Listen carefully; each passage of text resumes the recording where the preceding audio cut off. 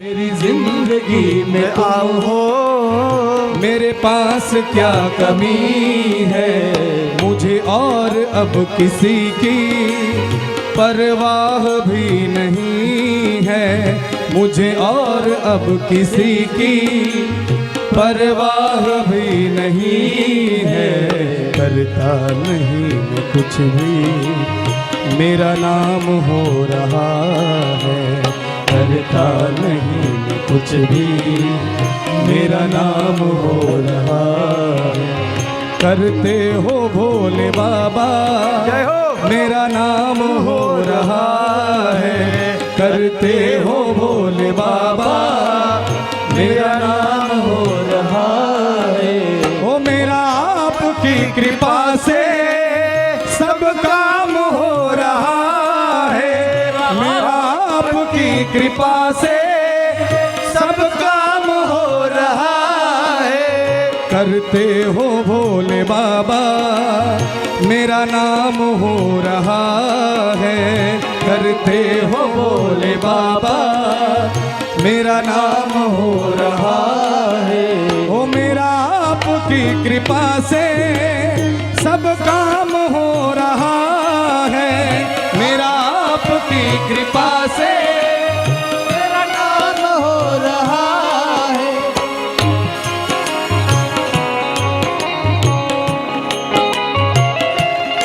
ये भावना का निर्माण हो जाए। मैं जिसको भी यहाँ समिति के लोगों को जानता हूँ, इसमें से कोई लाखोंपति नहीं है, कोई करोड़पति नहीं है।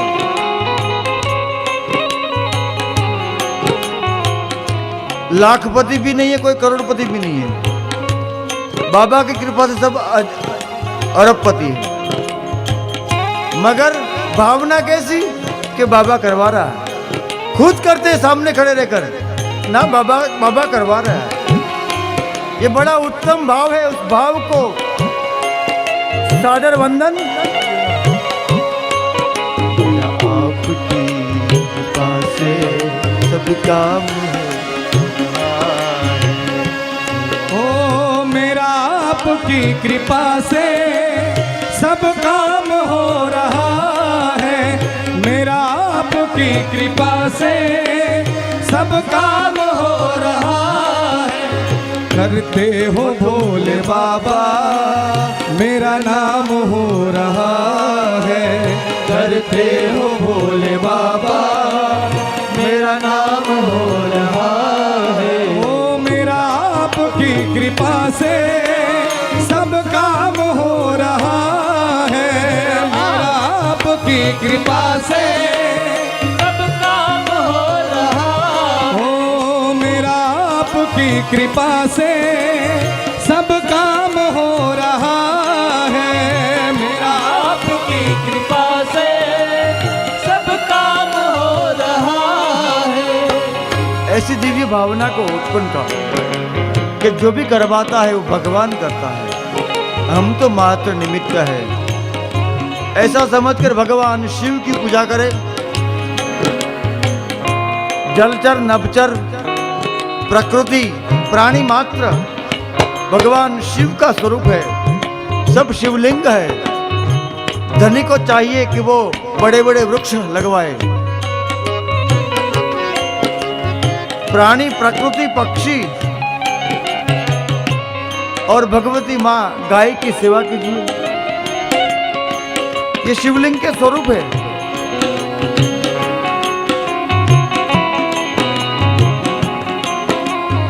दान देने से पाप करते, दान लेता है वो पाप लेता है।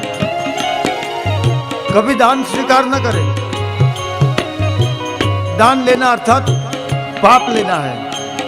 जो दान लेता है वो अपने नैमित्तिक कर्म से उस पाप को काटता है। तो अवसर मिले तो दान देने का प्रयत्न करे, दान न ले। ब्राह्मण दान का पात्र है, मांगने का अधिकारी नहीं है। सुपात्र यदि संसार में कोई है तो ब्राह्मण है। मगर इसका मतलब ये नहीं कि ब्राह्मण मांगता फिरे। एक भी शब्द न बोले और ब्राह्मण के चरणों में कितना भी आप रख दो वो कम है, क्योंकि वो दान का सुपात्र व्यक्ति है। मगर दान जो लेता है वो व्यक्ति का पाप लेता है, अग लेता है। इसलिए ब्राह्मण को चाहिए कि अपना नित्य नैमित्तिक कर्म पूरा करे, त्रिकाल संध्या आदि का प्रयोग करे और अपने पुण्य में वृद्धि करे।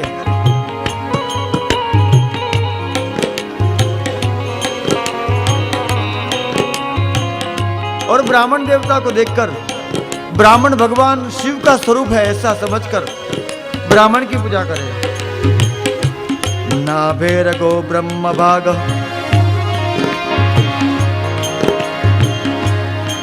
कच्च विष्णु भागकम मुखम लिंगम इतिम प्रोक्तम शिव भक्त शरीरकम। जो भगवान शिव की उपासना करने वाला ब्राह्मण है वो नाभि के नीचे ब्रह्मा स्वरूप है, नाभि से मुख तक विष्णु का स्वरूप है और मुख भगवान शिव का स्वरूप है। ऐसी ब्राह्मण की महिमा बताई गई। भस्म का वर्णन यहां आता है। श्रोत भस्म, स्मार्त भस्म और लौकिक भस्म, 3 प्रकार की भस्म यहां बताई गई है। गोबर जलाकर आग्नेय भस्म बनती है, वो त्रिपुंड के लिए उपयोग में आती है। अग्निहोम का भस्म का प्रयोग करना चाहिए। श्रद्धा से शिव का स्मरण करते हुए कपाल में भस्म रमानी चाहिए।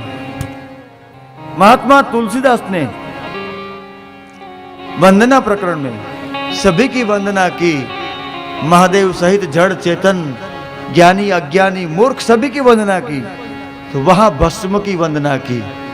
सुकृति संभूतन विकल विभूति, सुकृति संभूतन विकल विभूति, मंजुल मंगल भोग प्रसूति, मंजुल मंगल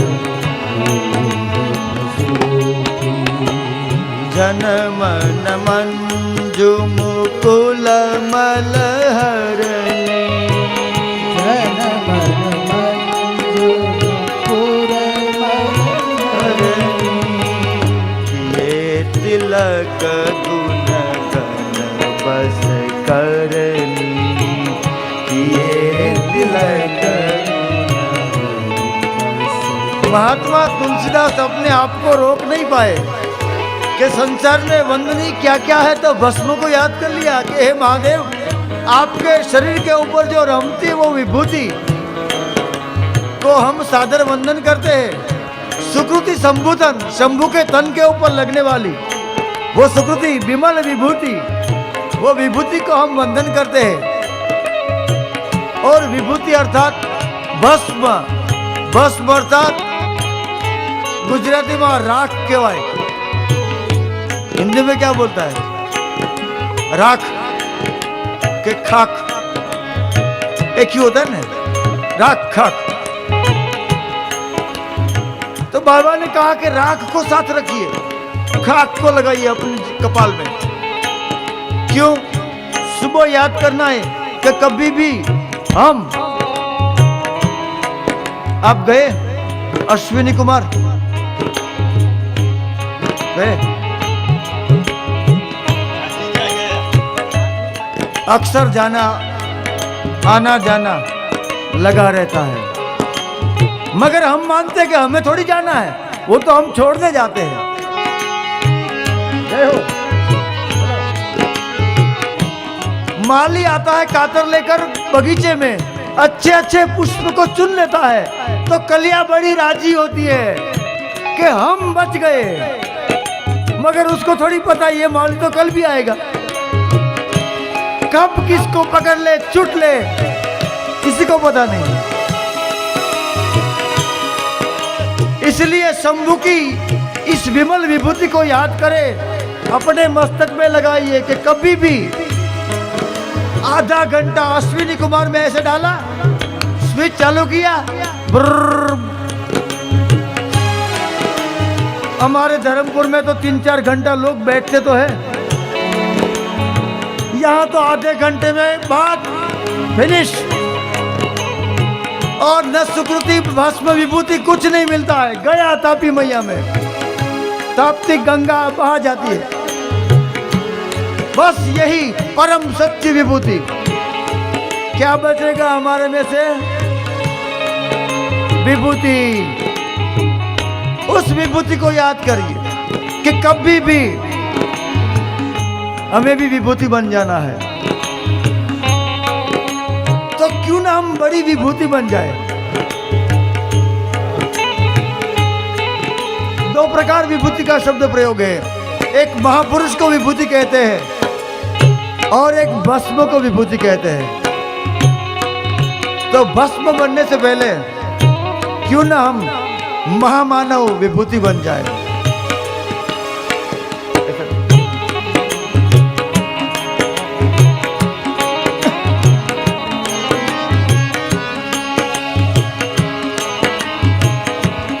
बड़ी भाई महिमा,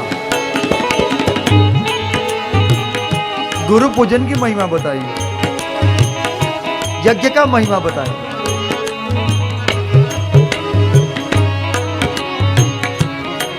सुख शांति और समृद्धि के लिए भगवान ने संपत्ति दी है, तो यथा उचित अनुष्ठान पूर्वक अपने परिवार की कुशलता के लिए यज्ञ संस्कृति में विश्वास रखकर आप यदि समय नहीं दे पाते हो तो अपने पंडितों से, विप्रों से, अपने गुरुदेव से यज्ञ करवाते रहिए। यज्ञ से हमारे कुल की आयु बढ़ती है, हमारे कुल की ख्याति बढ़ती है।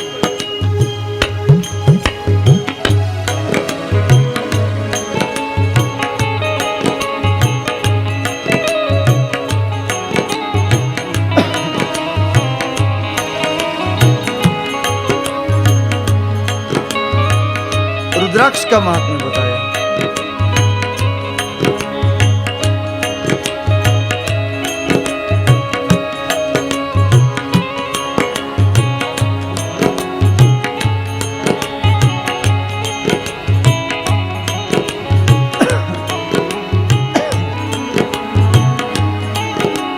मृत्युलोके जना सर्वे नाना क्लेश समन्विता।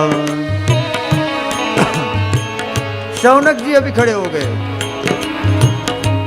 कि बाबा इतना कुछ आपने बताया, मगर हमें कुछ ऐसा बताइए। आज की बात नहीं है, कली काल आएगा, हड़ाहड़ कलयुग से, और ऐसा कलयुग आएगा।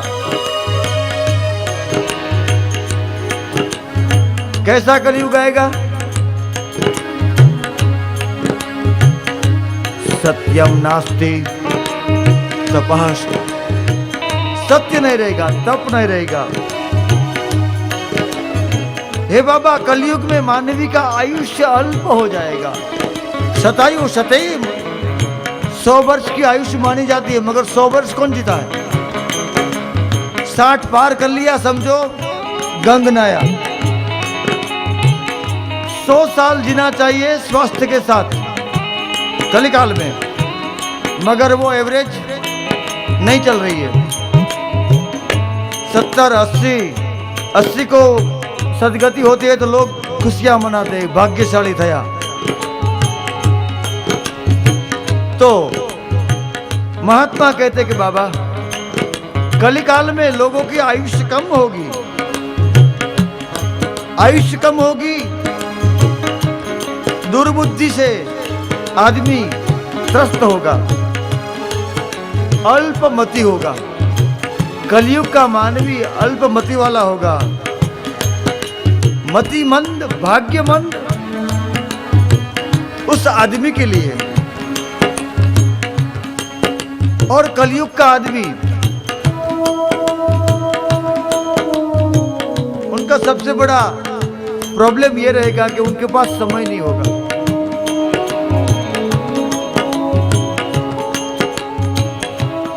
शौच, दया आदि का प्रयोग नहीं कर पाएगा। तरुणी प्रभुता गे है शाल को बुद्धिदायक। हे बाबा, ऐसा घोर कलयुग आएगा तब क्या होगा? तो कि तरुणी प्रभुता गेहे शाल को बुद्धिदायका, कन्या विक्रयिणो लोभात दंपति नांच कनम। कि बाबा ऐसा कलयुग आएगा कि तरुणी प्रभुता गेहे, कि प्रत्येक घर में तरुणी अर्थात माताएं, घरे घर माताओं का साम्राज्य होगा। समझो, हो गया है। ऐसा कलयुग आएगा कि घर घर माताओं का शासन होगा।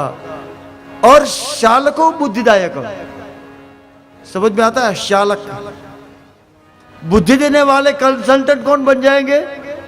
माता पिता की, बड़े बंधुओं की, अपने कुटुंबियों की सलाह लेने की बजाय कलयुग में लोग शालक, साला जी की सलाह लेंगे। ऐसा घोर कलयुग आएगा। शालको बुद्धिदायक, और कन्या विक्रय होगा, और दाम्पत्य जीवन में प्रेम नहीं रहेगा। बाहर से देखेंगे तो अच्छा लगे, ऐसा लगेगा ओह लक्ष्मी नारायण की जोड़ी। हम पार्टी में, कथा में, ऐसे बड़े बड़े फंक्शन में देखते हैं सपत्निक परिवार को, तो ऐसा आनंद आता है कि जैसे लक्ष्मी नारायण की जोड़ी। ऐसा लगे कि उनको प्रणाम करके वंदन कर ले। जैसा साड़ी वैसा तिलक, वैसा जूता, सब सुचारू रूप से वंदन करने की इच्छा हो। साक्षात मां जगदम्बा जोग माया लागे।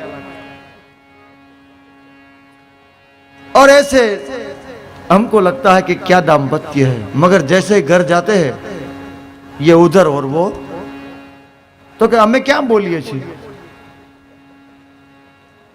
दंपति जीवन आज लोगों का बिगड़ गया है, दाम्पत्य बिगड़ गया है। तो न योगी नए व सिद्धो वा, कली काल में न कोई योगी रहेगा, न कोई सिद्ध रहेगा, न ज्ञानी न सक्रियो नर, न कोई ज्ञानी रहेगा। कली दावा नले नाद्य साधने बसपदाम गता। ऐसा घोर कलयुग आएगा जहां माताओं का साम्राज्य होगा। ऐसे काल में तुलसीदास ने क्या कहा मालूम है? माताओं के बारे में, स्त्रियों के बारे में, नारी विबस नर सकल गुसाई। नारी विबस, मैं उसका वर्णन नहीं करूंगा, आपको सबको आता है। हिंदी, अवधी भाषा, सब रामायण के बड़े प्रेमी लोग हैं आप। नारी विबस नर सकल गुसाई, संबंध जैसा कुछ नहीं। नारी विबस नर सकल गुसाई, नारी विबस नाचहि नर मरकट की नारी। आपको अवधि आती है? मरकट अर्थात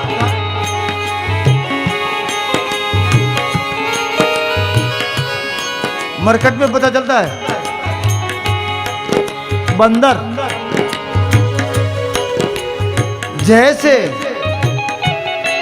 मदारी बंदरिया को नचाता है, ऐसे माताएं नारी विबस नर सकल गुसाई। नारी विबस सकल गुसाई। बाबा, ऐसा घोर कलयुग आएगा, तब हम कैसे जी पाएंगे? पाखंड निरता संता, संत ही पाखंड को पोषने बैठेंगे। विरक्ता सब परिग्रह, जो विरक्त कहलाते हैं वही बड़ी बड़ी कोठियां बांध के बैठ जाएंगे। जबकि वो विरक्त है, उनके पास कुछ नहीं होना चाहिए, धन उनके पास होगा। ऐसा काल आएगा, बड़ा ही दुष्ट काल आएगा।